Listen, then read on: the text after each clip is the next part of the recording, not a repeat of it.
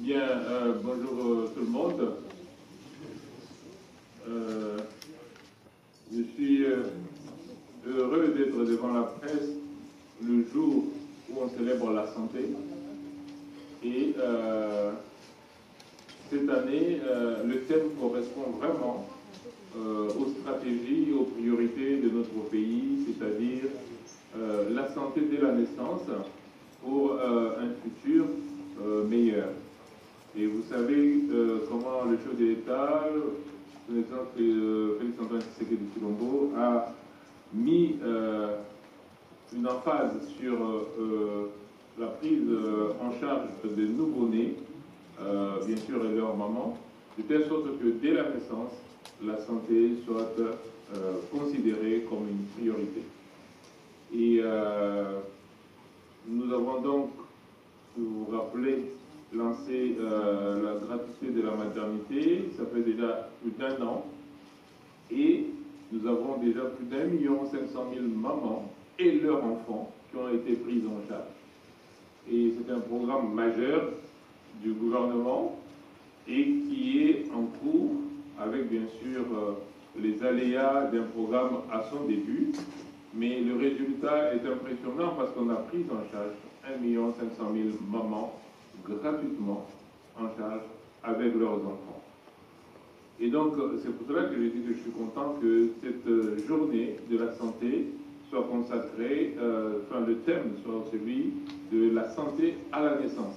Parce que nous faisons aujourd'hui face aux urgences, mais ces urgences-là doivent être intégrées dans le futur de notre population, de notre pays. La situation de la catastrophe de l'inondation qui a eu lieu suite aux pluies diluviennes qui sont abattues sur la ville-province de Kinshasa et la province du Congo central nous a préoccupés tout le week-end. Et depuis samedi dans la nuit, nous sommes en train d'intervenir pour pouvoir sauver les vies. Et le ministère de la Santé est toujours en première ligne parce que, comme je l'ai dit, je le répète, toutes les catastrophes finissent par être des catastrophes sanitaires. Il n'y a aucune catastrophe qui ne devient pas une catastrophe sanitaire. Déplacement des populations, ça devient un problème sanitaire. Violence basée sur le genre, ça devient un problème sanitaire. Inondation, c'est un problème sanitaire. Écoulement des terres, c'est un problème sanitaire. Bref, toutes les catastrophes sont des catastrophes sanitaires. Mais donc le secteur de la santé, c'est vraiment l'entonnoir des problèmes sociaux de la société. Et hier, nous étions encore effectivement aux prises avec cette catastrophe parce que les pluies diluviennes qui sont abattues dans le Congo central ont finalement déferlé de manière spectaculaire sur la rivière Ndjili et Lukaya qui ont cédé. Et malheureusement, il y a eu beaucoup de dégâts. Il y a plus de 5000 familles qui ont été impactées. Il y a 30 morts, 30 décès au niveau de la ville du province de Kinshasa. Nous avons une vingtaine de mamans, de blessés qui sont hospitalisés. Et nous avons, comme d'habitude, dans ces périodes-là, on a toujours de bonnes choses. On a 2 mamans qui sont enceintes et une qui a accouché, la maman et le bébé vont très bien. Et donc, telle est la situation sanitaire liée à cette catastrophe-là. Et j'aimerais peut-être écouter les questions des journalistes pour préciser les choses, s'il y a besoin de le faire. À quel niveau on intervient au niveau du ministère de la Santé? C'est très simple. Nous avons déployé un dispositif pour que tous les soins médicaux découlant de cette crise soient pris en charge. C'est la même question qui revient un peu, mais je vais donner donc une réponse générale, globale par rapport à ça. Le stade Tata Raphaël, nous avons décidé ça cette nuit. Et on a commencé à prendre les personnes sinistrées ce matin. Enfin, cette nuit, et puis ça continue ce matin. Hier déjà, nous avions ouvert un premier site à l'école Lumumba, au niveau de la 16e rue. Et au niveau de ces sites-là, nous avions déjà ouvert un poste médical avancé. Nous avions amené déjà les kits de prise en charge médicale avec aussi bien pour les soins généraux que pour les traumas. Nous en avons amené. Donc nous avions disponibilisé 2 grosses citernes d'eau au niveau de ce site-là et nous avons amené de quoi nourrir les personnes qui sont prises en charge. Je me suis dit 2000 pour le kit médicaux, non, c'est pour 10 000 personnes. Nous avons prévu pour 10 000 personnes la prise en charge médicale. La prise en charge alimentaire et d'eau, c'était pour 2000 personnes. Et donc, ça, c'est ce qu'on a fait au niveau du premier site qu'on avait identifié hier et sur lequel on est intervenu hier.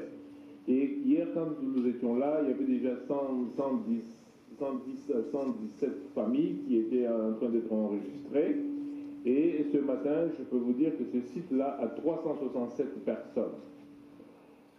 Au niveau du site maintenant qu'on a ouvert, du stade Raphaël, où nous sommes maintenant déjà en train de mettre le même dispositif médical et le même dispositif de prise en charge alimentaire et d'eau, nous avons actuellement 595 personnes. Mais ces chiffres évoluent, donc on est autour de 600 au stade Raphaël et autour de 400 au niveau de Lumumba, ce qui fait déjà un peu plus de 1000 personnes qui sont prises en charge. Maintenant, par rapport aux hospitalisés, nous avons 20 personnes, comme je l'ai dit, qui sont à Vijana et ces personnes-là sont prises en charge gratuitement pour répondre à la question de savoir quelles sont les mesures qu'on prend et sont prises en charge gratuitement. Donc nous ne demandons pas l'intervention des familles pour la prise en charge des personnes sinistrées. Alors,